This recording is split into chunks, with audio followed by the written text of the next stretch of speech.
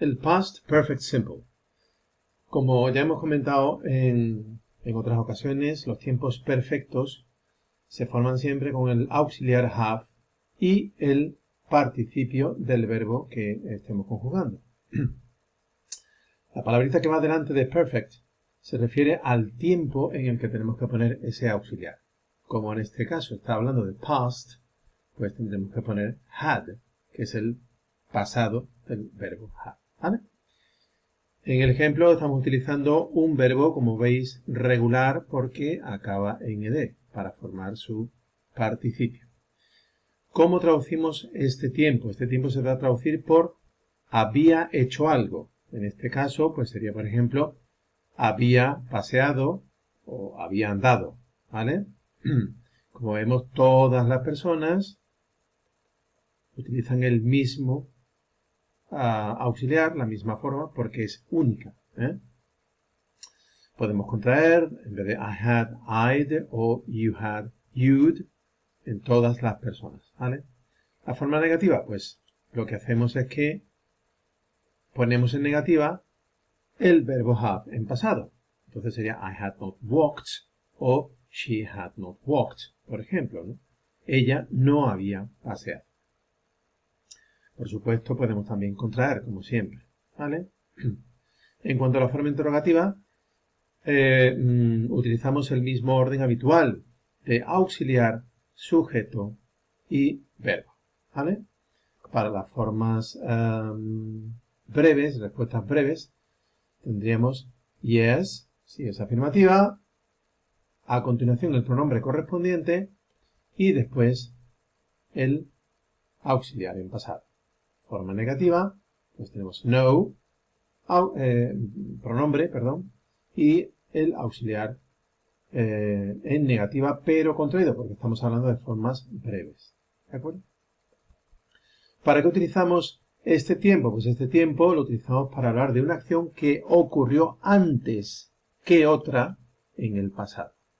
En este sentido, tiene la misma utilización que en español. Fijaos en la siguiente frase. The experts had solved the mystery of the ship. Los expertos habían resuelto el misterio del barco. También tenemos esta otra. We hadn't heard any strange noises in the house. No habíamos oído ruidos extraños en la casa. ¿Vale? Y como ejemplo de oración interrogativa, pues tenemos esta. Had they come up with something similar before? ¿Habían propuesto algo parecido antes? Bien. Expresiones más habituales que se utilizan con este tiempo. Expresiones temporales y adverbios. Entonces tenemos before, que es antes. I had cleaned the car before I went to the party. Que sería, había limpiado el coche antes de que fuésemos a la fiesta. After, después. As soon as, tan pronto como. By the time, para cuando, o simplemente cuando. By the time he was 5, he had read many books. Para cuando tenía 5 años o cuando tenía 5 años, había leído muchos libros. Until, hasta. When, ya sabemos, significa cuando. Already, en una oración afirmativa, igual que ocurría con el present perfect, se traduce por ya. Por ejemplo, I had already seen Jim when he said hello to us. Ya había visto a Jim cuando nos dijo hola a nosotros, cuando nos saludó, podríamos decir también. Y por último tenemos también yet, que tiene las mismas peculiaridades que en el present perfect. En una oración negativa lo traducimos por todavía o aún y va al final de la frase, ¿vale? Y en una oración interrogativa lo traducimos por ya y también iría al final. Por ejemplo, when you arrived at the station, had the train left yet?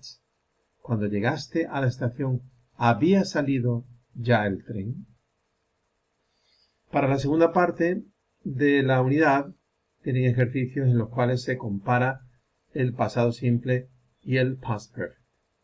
Bueno, pues es lo que hemos comentado ya antes, ¿no? Dice el past perfect suele ir en oraciones acompañado de otro verbo que va en past simple. El past perfect indica que la acción ocurrió antes que la otra que está en pasado simple. Por ejemplo, by the time he arrived at the cinema, the film had already started. Cuando llegó al cine, la película ya había empezado.